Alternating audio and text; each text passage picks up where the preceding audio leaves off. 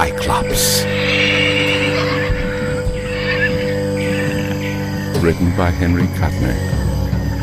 Told to you by Edward E.French. Chapter 3. Death in the Jungle. Stockton seized Mary by the hand and dragged her toward the shelter of the cactus clump. The others were not slow in following. Baker paused to hurl a pebble at the cat, but the gesture was futile. Snarling, Satanas came on. The cacti were too far away for safety. Hopelessness tore at Stockton as he realized that none of them could reach the clump. He could almost feel the sharp fangs sinking into his flesh. The cat spat viciously. There was an uproar of furious barks. As the little people miraculously found concealment amid the cactus spines, they turned to see Satanas fleeing from Paco, Pedro's dog. Baker gasped. That was a close one.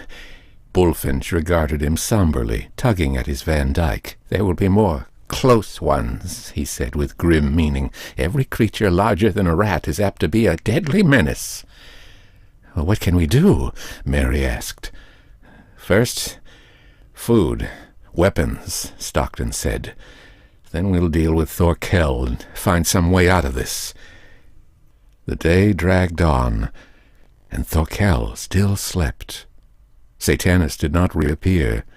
Mary engaged herself in making sandals, a difficult task at best, and worse when the knife is larger than you are. As for Stockton, he managed to take the screw out of a pair of scissors, and one blade provided him with a serviceable weapon, about the size of a sword. Thorkel's voice startled them when it came. He was leaning out the window, like a giant in the sky, regarding them. "You are resourceful, my small friends," his voice boomed out. "But now come back. I must weigh and measure all of you." The group drew together. Thorkel laughed evilly at them. "I won't harm you. Come, Dr. Bullfinch," he said silkily. "I demand that you restore us to our normal size." The biologist snapped. "That is impossible," the other said. "At present, anyway. All my energies have been devoted to the problem of atomic shrinkage, compression. Perhaps in time I can find the antidote, the ray that will turn men to giants. But that will take months of research and experiment, perhaps years." "Do you mean we must remain like this?" "I shall not harm you," Thorkel smiled. "Come." He leaned forward. Bullfinch drew back, and, with an impatient grunt, Thorkel disappeared from the window. His feet thudded across the floor. Bullfinch hastily fled back to the others. "The cactus," he gasped, panting. "Let's hide." But already Thorkel was emerging from the door. His figure loomed gigantic. A few quick strides, and he had cut off the retreat of his quarry. He crouched down, spreading his fingers wide. Escape was impossible. Mary and Baker were gathered up in one tightened hand. With the other, Thorkel reached for the fleeing Bullfinch. Pedro had secured a fork from somewhere and held it like a spear. He thrust at the huge hand. Chuckling, Thorkel brushed the weapon aside, knocking Pedro headlong. Contemptuously he stood up, still gripping Mary and Baker. "Dr. Bullfinch," his voice was thunderous. "Listen to me." The biologist was peering out from the depths of the cactus. "Yes?" "I wish to weigh and measure you. You're a scientist. Your reactions will be more valuable than those of the others. I'm conducting an experiment for Germany, my fatherland. If my reduction method proves successful, we will be able to reduce our armies to miniature size. Our men will be able to steal into enemy territory, sabotage industrial centers, and no one will suspect the destruction due to men in miniature. You will not be harmed. I promise you that. Will you come out?" Bullfinch shook his head stubbornly. His whole being revolted at the ruthless plan outlined by this sinister genius. A plan that might mean the death of thousands of innocent civilians. No, then perhaps if I apply a little pressure, a very little, to these tiny people I hold so gently in my hand. The constricting fingers tightened. From Baker's lips came a grunt of pain. Mary's voice rose in a scream. "Oh, damn," Bullfinch snarled. "All right, Thorkel, you win. Put them down." He emerged from the cactus as the scientist gently deposited Baker and Mary on the ground. They were unharmed, but so giddy from the rapid descent that they could scarcely stand. Calmly, Thorkel picked up Bullfinch's tiny figure. The biologist made no resistance. The others were left staring as Thorkel walked back to the mud house. Then, swiftly, they fled into the cactus. There was silence. "He won't hurt him," Pedro said, without conviction. Stockton stepped out from the protection of the cactus. "I'll just make sure. Wait here." He started toward the house, gripping his scissor blade harder than was necessary. It was minutes later when he reached the door, still slightly ajar. He peered through the crack, just in time to hear Bullfinch's cry and witness the murder of the biologist. Thorkel was seated at his table. With one hand he gripped the tiny Bullfinch, with the other he pressed a wad of cotton down over his victim's face. Then, swiftly, he dropped the limp body into a glass beaker. Stockton drew back, sick with horror, and his improvised sword made a noise against the door. Thorkel glanced down and saw the small watcher. "So you would spy on me?" he asked quietly, and without haste picked up a butterfly net from the table. As he rose, Stockton fled. Thorkel got to the door just in time to see him disappear into the cactus. Nodding, he found a shovel and followed his quarry. It took 10 minutes to clear and break down the cactus bed. And then Thorkel realized that he was looking at the outlet of a tile drain pipe that extended to and under the compound wall. He straightened, staring nearsightedly across the barrier. "You had better come back," Thorkel shouted. "You cannot live an hour in the jungle, and there is a storm approaching." Storm in the jungle. The greatest rainforest in the world. Bear, deer, and monkey fleeing from thunderbolt and unchained devils of the lightning, the screaming of parrots clinging to their wind-buffeted perches. The black hell of night closed upon the jungle. Through that madness fled the little people, and by sheer luck they found a cave in which they cowered through the eternal, dragging hours of shaking fury, helpless, hopeless beings in a world of gigantic menace. It was dawn. Chilled, dispirited, and shivering, the little people emerged from their refuge. In the dawn light, they examined each other. "We look like hell," Stockton said. "I'm glad you include yourself," Mary told him, trying to adjust her tangled hair. "I wish I had a few pins." "They'd be as big as you are about." "What now?" Baker had been talking to the half-breed. Now he turned to face the others. "Pedro has an idea. If we can get to the river and find a boat that we can float downstream to civilization, there'll be help there." "That's an idea," Stockton nodded. "Which way is the water, Pedro?" The half-breed pointed, and without delay they set out, plodding through the rain-wet jungle. Once a monkey, larger to them than a gorilla, swung down uncomfortably close, and once the inconceivable ferocity of a bear crossed their path, luckily without seeing them. They kept to a well-trodden path, but on all sides the monolithic trees stretched up higher than skyscrapers. The weedy grass rose above their heads. It was a world of stark fantasy and lurking menace. Once Stockton, lagging behind the others, saw Paco, the dog. He was frisking about an albino colt which was diligently cropping grass. For a second Stockton considered the idea of catching and riding the colt, but gave it up immediately. The beast was much too large. He shrugged and followed the rest of the band. The riverbank did not prove an insurmountable obstacle, though it took time to descend. They went upstream to a little cove where Pedro, he said, had moored his canoe. Picking their way around a thick patch of weeds, they reached the craft. It was gigantic. Beached on the sand, it remained immobile, no matter how hard they strained and pushed. Great idea, Stockton grunted. It's like trying to move a steamship. Well, even that can be done, the girl told him, if you use rollers. Isn't she smart?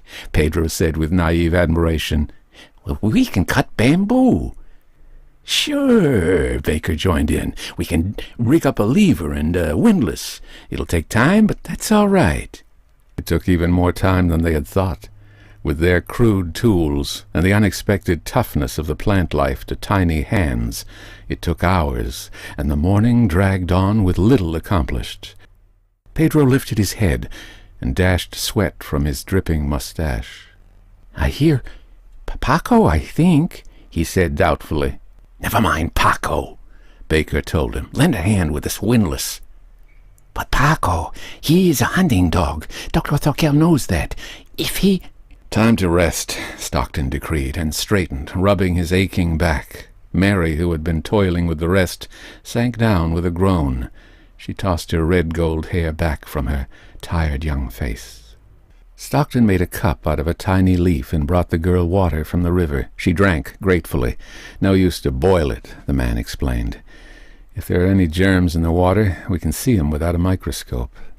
Pedro and Baker flung themselves down full length on the sand and lay panting.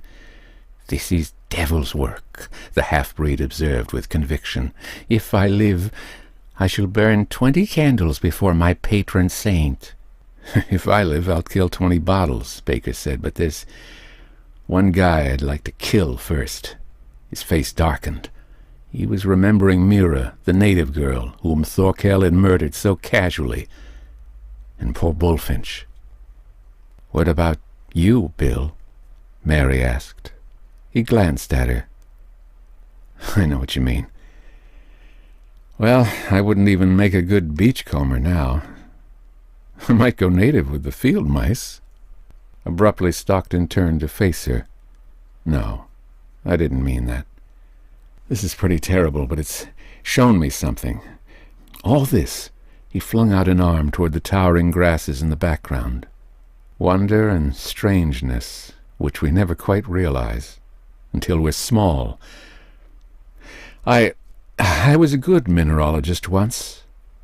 I could begin again.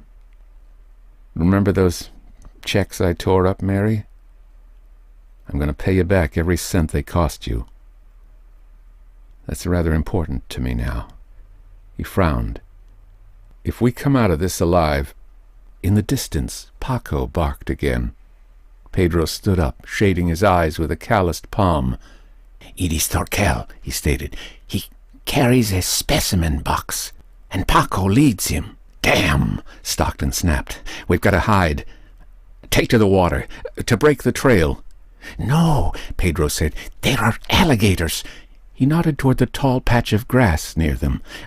We can hide in... He stopped, and horror grew in his eyes. Mary, following his glance, gave a little gasp and recoiled. For something was coming out of the high grasses. Dragon-like and hideous it slid forward, cold eyes intent on the little people.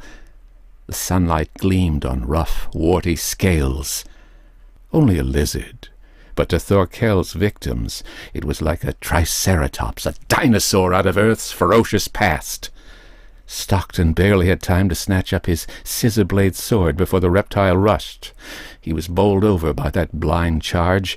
Gasping, still clinging to his weapon, he scrambled to his feet. Mary was backed up against a tall weed stem, her eyes abrim with fear. Before her, Pedro had planted his squat form. He gripped a bit of wood, holding it like a cudgel, a matchstick in the hands of a mannequin. The lizard came back, jaws agape, hissing.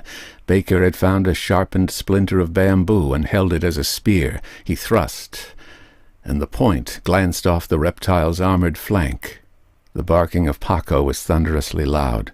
A shadow fell on the group. Something seemed to swoop down out of the sky, and the vast face of Dr. Thorkel stared at them as the man crouched down. "So there you are," he boomed. "What is this? A lizard? Wait." In his left hand he gathered the struggling forms of Mary and Pedro. They struck vainly at the huge, imprisoning fingers. He reached toward Stockton. Simultaneously, the lizard rushed again. Stockton drove his blade at the gaping jaws. Baker thrust at the wattled throat. The creature gave back, writhed aside. Thorkel's hand reached out. The reptile's jaws closed upon it. Thorkel screamed in pain as he jerked back, cursing with agonized fury. Mary and Pedro dropped unnoticed from the scientist's other hand. Stockton fled toward them. "The bushes! Quick!" Habit made him say that. Actually, they darted into the concealing stems of the high grasses, thicker than a forest of bamboo. Behind them they heard Thorkel cursing. Then he fell silent. Paco barked. "Damn that dog of yours," Baker growled. "He's a hunter, all right." Thorkel's voice sounded. "Come out. I know you're in the grass. Come out, or I'll fire it." Stockton glanced at Mary's white face and whispered an oath. Baker's thin lips were grim. Pedro rubbed his mustache. "Paco, he will follow me," the half-breed said. "You stay here." And he was gone, racing through the grass forest. There was a moment of silence. Then Stockton, galvanized into activity, crept forward, parting the fronds till he could see Thorkel. The scientist was holding a matchbox in his fingers. Blood dripped from one hand to the ground. Paco's bark came from further away. Thorkel hesitated, looked around, and then extracted a match. From downstream came Pedro's voice. "Paco! Fuera! Fuera!" Thorkel, lighting the match, looked up. Abruptly he dropped it and snatched at the rifle he had laid down. He took steady aim. The boom of the gun was deafening thunder. Pedro screamed once. There was a faint splash from far away. Sickness tugged at Stockton's stomach as he saw Thorkel go striding off. He went back to the others. "Pedro's done for. That leaves 3 of us." "Damn Thorkel!" Baker ground out. Mary said nothing, but there was both pity and sorrow in her eyes. They heard Paco go racing past, to leap into the river and swim out. Then the first coiling tendrils of smoke drifted through the grasses. Instantly Stockton remembered the lit match that Thorkel had dropped. He seized Mary's hand and urged her forward. "Come on, Steve," he said urgently to Baker. "He's trying to smoke us out. We can't stay here." "Come out!" roared the bellowing voice of Thorkel. "Hear me!" His huge boots stamped through the grass patch, and the fire spread remorselessly, hungrily. Mary was gasping with strain. "I can't go any further, Bill." "That's right," Baker seconded. "If we come out in the open, he'll see us. We're trapped." Stockton stared around. The flames were closing in upon them. Black smoke billowed up. Abruptly, Stockton saw something that made his eyes widen. The specimen case. Thorkel's box, lying at the edge of the grasses. Without a word, Stockton raced toward it. He still had his improvised sword, and, leaping to a rock beside the box, he used it as a lever to pry the lid open. Instantly the others saw his intention. Awkwardly, frantic with the need for haste, they clambered in. The lid had scarcely fallen before a jolt and a sense of swinging movement told them that Thorkel had remembered his property. Through the small ventilators, covered with copper wire mesh, daylight slanted in vaguely. Would Thorkel open the case, they wondered?